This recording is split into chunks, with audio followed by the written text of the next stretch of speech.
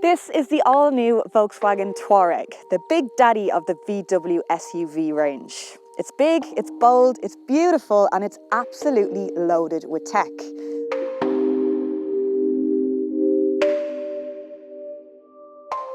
But before we get into that, we're going to have a quick look at the more practical side, like how much stuff and how many people you can get inside.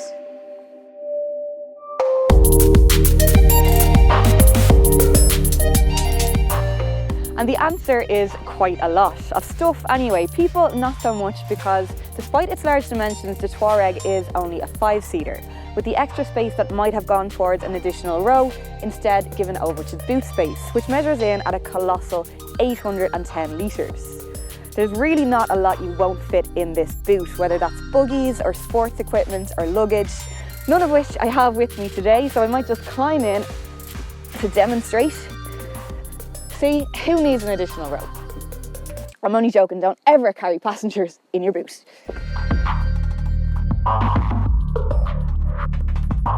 Another benefit to not having an extra row is extra room to stretch out in the back seats.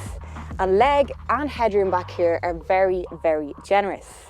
It's all finished very nicely, and there's a few handy touches around like USB ports, magazine holders, and a pull-down centre armrest.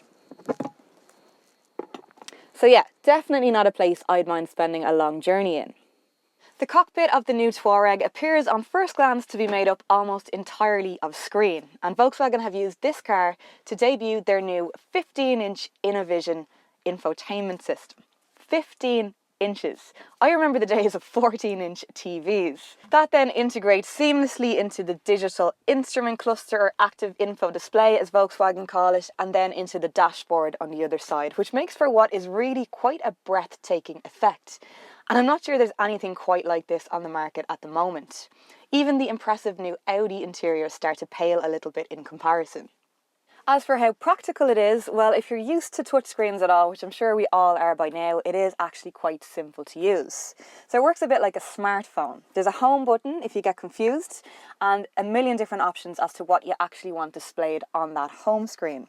So amongst those are radio, Bluetooth phone connectivity, smartphone streaming, there's sat-nav, car settings, journey data. There is quite a lot to it. So my advice would be is to spend some time getting to know how it works before you attempt to use it on the move, because that's when it can get distracting. Things I don't like about it are that the temperature controls are built into it. I much prefer a dial for that. And also there's not much in the way of feedback. Now you can program it to click, but there's no physical feedback to let you know that you've hit the right spot or the right button, so that's a little bit annoying.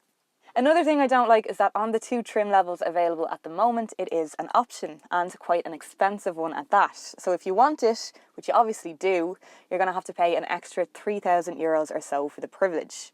And while we're talking money, you might have guessed that the car itself doesn't come cheap, with a starting price of in and around €66,000. Although it does come quite generously equipped with 19-inch alloy wheels, heated seats, parking sensors, dual zone climate control, and an impressive list of safety features. You can upgrade to the design model, which will add 20-inch wheels, upgraded styling outside and in, electric seat adjustment, leather upholstery, and an electric tailgate. Or you can also add an O-line pack for the sportier styling of this one. Be careful not to go too mad ticking boxes though, or you might end up with a price tag like this one too, of €86,000. That is partly because this one is powered by the top-of-the-range 286 brake horsepower 3-litre diesel engine with DSG and 4Motion 4-wheel drive. There is a slightly lower power 231 brake version available if you don't quite need all that power, but to be honest, this does feel like it suits it very well, and it does feel pretty lively for a vehicle that weighs over 2 tonnes. I enjoy driving the Touareg immensely. It's not quick, but it is fun in a sort of, makes you feel like you can drive absolutely anywhere sort of way. So it's the raised ride height, the bulk, the power. It nearly makes you feel like you could just drive over things if they got in your way, which I would resist doing, by the way, because that's rude. It's also surprisingly capable. There's a drive mode selector which will allow you to adapt to different driving conditions, and they really do make a big difference to how it feels. In fact, you can actually feel the suspension soften up when you put it into off-road mode. Now, I accidentally put that to the test last week after taking a wrong turn down what have to be some of the worst roads in the country. Now, I won't name the county, but roads were actually being generous, more like a dirt track that went on for miles. But the Touareg was more than up to the task and helped me get back to civilization safely, so I'm very grateful for that. Then back around town and in the suburbs where I usually live, it has been just as impressive. It just feels big enough to cope with literally anything. So I had it over the Christmas break, which means I've been carrying everything from luggage to walking frames to kids and elderly relatives, and nobody has failed to be impressed by both the comfort and the capability, and that massive screen, of course. As for drawbacks, well, the running costs, as you might have imagined, aren't great. It costs €750 a year to tax. The claim fuel economy is 7 litres per 100 kilometres, which is quite difficult to match in real life, and sometimes that bulk is not such a good thing. So shopping centres over Christmas, for example, there was more than one time during that period where I would have much preferred to be in an up instead. But that didn't last very long, and overall the Touareg has been a pleasure to live with.